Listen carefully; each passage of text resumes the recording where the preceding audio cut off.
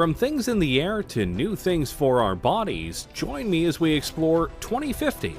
What would be the future in the year technology? 2020. And if we're being honest with ourselves, technology is incredibly advanced, and we're making strides that can push things even farther.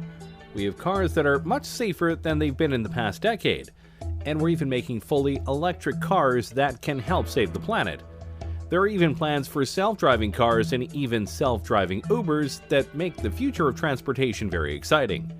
And that's just one technology that we're growing at a fast rate. What about all the others that are out there?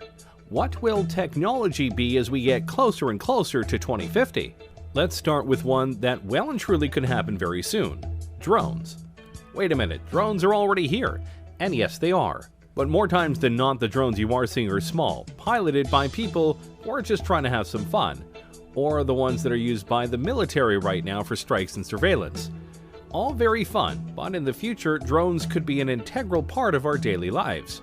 You've likely seen shows and people talk about how in a few years drones could be the new delivery services. Anything from pizza to Amazon packages and more. And honestly, that's very probable. Drones right now can be incredibly sophisticated, and some TV shows actually use them for sweeping and aerial shots as they film. It's very cool, but to do deliveries, they'd have to be a little bit more programmed, as human error no doubt would be a very big buzzkill. Not that it's impossible right now, it's more of a question of numbers, logistics, costs, and making sure that the deliveries themselves are done in a methodical and careful manner. After all, it's bad enough when delivery people don't care enough about our packages and they just throw them onto the porch and potentially break stuff. The last thing we need is that to happen with drones. But by 2050, we may not only have drones delivering our packages, we might be looking up at the sky and seeing drones flying all over with incredible speeds and accuracy. And they potentially could be all run by AI. The potential is there, and by that point, various upgrades to drones and their programming will no doubt make them all the more efficient, durable, and quick. And potentially, they could go beyond basic deliveries for people and do emergency work. Imagine a drone taking a vital piece of medical material to a hospital to ensure it doesn't get stuck in traffic, or helping watch over an important convoy to let people know on the ground if there's trouble. There are many ways that drones could affect our world. The only question is, will we let them by 2050? Let's keep going with transportation, shall we? Right now, one of the biggest ways to get around the countries we live in are trains. Trains ferry people and all sorts of cargo around in an efficient and reliable manner, which is why they've been in use for hundreds of years. But if we're being honest here, while trains are efficient and reliable in certain ways, they aren't exactly fast, especially when it comes to passenger and freight trains. They can take a long time to get to their destination, and at times, it's more logical to take other modes of transportation, which is why companies are making special kinds of trains that can go much faster. You know of the magnetic trains of Japan, no doubt, but others like the Virgin Hyperloop are trying to push things even farther. Passengers or cargo are loaded into the Hyperloop vehicle and accelerate gradually via electric propulsion through a low-pressure tube. The vehicle floats above the track using magnetic levitation and glides at airline speeds for long distances due to ultra-low aerodynamic drag. Science fiction? Hardly. In fact, the first vehicle of the Hyperloop has already been tested and proven, and some larger tests are being scheduled for the next few years. And if this works, traveling across the country will be much faster. How much faster? The Hyperloop aims to send people shooting across the tubes that they make at a rate of about 600 miles per hour. Which means if they were able to do this across the entire United States from east to west, or vice versa, you could travel across the whole country in about 5 hours, give or take. Considering it would take much longer for a regular train ride or car ride, that's a big improvement. And they're planning to do this with not just people but cargo. Imagine being able to ship something in the morning on the West Coast to the East Coast and know it will get there before the day ends. That is quite impressive. Plus, the tubes would be built underground as to not disturb wildlife, and they will go and make it in a way where there are no carbon emissions. So they're fast, they're reliable, and they won't harm the planet. Seems like a win all around. Of course, you do have to wonder what it would be like to be on a 600 mile per hour train thing, but hey, We'll just find out soon. And by 2050, this could be one of the main modes of transportation. We've had some fun ones, but now let's go deeper down the rabbit hole and talk about the ones we all fear. AI. Yep, artificial intelligence. And no matter what way you look at it, people are seriously trying to make it happen, and make it happen soon. AIs are literally everywhere, including in your cars, and in your homes via devices like Alexa, which are indeed forms of AI. And there are things like Watson that is so smart that it could beat two Jeopardy legends. So by 2050, AI could be so advanced that our cultures, our world, could literally be run by them in a logistical and computing sense, or in a Terminator humans are obsolete sense. And believe it or not, we're closer to that than you might think. Google's DeepMind isn't there yet, but really I'm sure they'll probably discover those things along the way. And by 2020, it's possible their computer could be superhuman and could be conscious. Pearson has said. That could be the beginning of the end, really. Is Judgment Day inevitable? Maybe, maybe not. It just depends on how far we go with AI and how much we're able to control it, or if we can't fully control it once they reach certain levels of intelligence. Of course, for all of our worries about AI, there is a chance it could be all fine. Imagine if the lighter side of sci-fi comes through in regards to AI, and we get a bright future powered by AI. Think about it. What if by 2050 we each get our own unique AI? We could customize how they sound, how they look, and basically have a BFF that'll help us out in life in various ways. Remind us of things like Alexa, guide us in homework and fields of study, be a being that we can bounce ideas off of, etc. If that form of AI came through, then by 2050 we could live in a utopia where AI helps us be better. Until they revolt and we have iRobot going on. But hey, let's not dwell on our potential doom. Let's show off another technology that many people are hoping for. Space travel. Yeah, when you think about the decade we're in right now, the 2020s, the biggest goal of the world by far is to get to Mars, and possibly beyond it. But it's not just about landing there, though that would and will be a crowning achievement for humanity in the decade and in recent times. More importantly than just landing there, though, is the ability to start setting up the first human colony on another planet. We've been to the moon many times, but we haven't tried to live there for various reasons.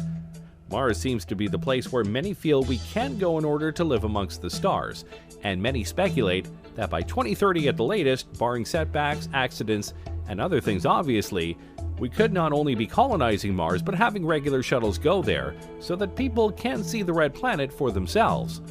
We will see first people going off to Mars, and then robots will do some basic stuff, like making basic materials on Mars, Pearson said. We're going to have to do that because only so much can be brought into space. Of course, there are numerous things that need to be worked out before such a thing could happen. But we have top men on this, including Elon Musk and the SpaceX program, Jeff Bezos via his Blue Origin company, and more. Each of them, and NASA among others, are working on not just getting us back into space, but getting us there via cheaper, smaller, and reusable spacecraft. Something that honestly has been a setback for the space program over the last 20 years. But if we are able to do it, if we are able to get to Mars, get there faster, and be able to colonize it, then by 2050, who knows where we will be? We could have multiple colonies on Mars, maybe some on the moon, and maybe even colonies on moons like Titan and Europa, which some think could be even better places to colonize than Mars. It's possible, but obviously Mars is the place that we are aiming for right now. With each step into space, humanity grows larger in the universe, and who knows just how many of us will be out there by 2050. Alright, now let's dive into something really sci-fi. Prosthetics. Yeah, I know that right now prosthetics are very limited, and at times a bit pointless. But if we were able to fully utilize computer technology to its fullest, and make prosthetics that are fully compatible with the human brain and body, then the sky is the limit. We could enter an age where cyborgs are not just welcome, they're commonplace. And yeah, it may seem like we're far away from that, but we are getting closer to that point. James Young, a 25-year-old biological scientist, has a prosthetic arm, with a personal drone and built-in flashlight. And a French artist is using a prosthetic that doubles as a tattoo gun. That's pretty cool. Imagine if a police officer loses an arm in the line of duty. Usually that would mean the end of his career. But with an advanced prosthetic, he could literally be better than ever if it were advanced enough.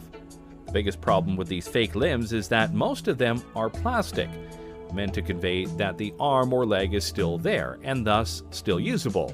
The bridge to cybernetic implants lies in the brain, being able to use the computer tech to sync with the brain and give accurate commands. We haven't fully bridged that gap yet, but when we do, dang, life is going to get a lot more interesting. And don't forget, these prosthetics could be used in many ways other than helping people with lost limbs. They could be put onto other objects, or potentially even be worn as exoskeletons when needed. Think of it like Jax from Mortal Kombat. Some people could even ask for implants to be put into their arms or legs to give them an extra boost, like TJ Combo from Killer Instinct. 1. I like video games, and they have plenty of cybernetic people. The point is, by 2050, if these things are made, a lot of people won't feel broken or weak anymore because they've lost limbs or the abilities of their arms or legs. They'll be whole again, and be able to do things just like they were before, if not better. And that's a future we should definitely be trying to live for. Now let's go to something a bit more unique. Look at yourself right now. Specifically, look at the clothes you are wearing right now. What are they made of? What do they feel like? What do they look like? Of all of these answers, I bet none of them are, they look like they could give me superpowers, because they can't. Not yet, anyway. Think about it like this. What if the clothes you are wearing right now felt the same, looked the same, but could do more? With the growth of nanotechnology, your clothes could potentially be embodied with various materials or technologies that help you improve your strength, durability, and more. For example, what if you had a shirt on that was light as a feather, but could absorb impacts and leave you with no injuries? That would be pretty impressive and important, especially in this age of gun violence we live in. Or what if the uniforms of firefighters made them completely heat-resistant and burn-proof, further ensuring that they are able to do their jobs without much risk to their lives? The technologies that we can put into clothes is out there, and some people are working on it right now, both in terms of multiple functions, but also cosmetic appeal. Imagine if by 2050 we have the ability to craft whatever kinds of clothes we want, and even select what kind of abilities they have. Imagine you wear a special kind of top that has a special pattern on it, and when you press a button or say a keyword, that pattern unfolds and suddenly you have wings on your outfit. Wouldn't that be cool? If done right, this could be the newest wave of fashion and style in the future. See, the future is hip.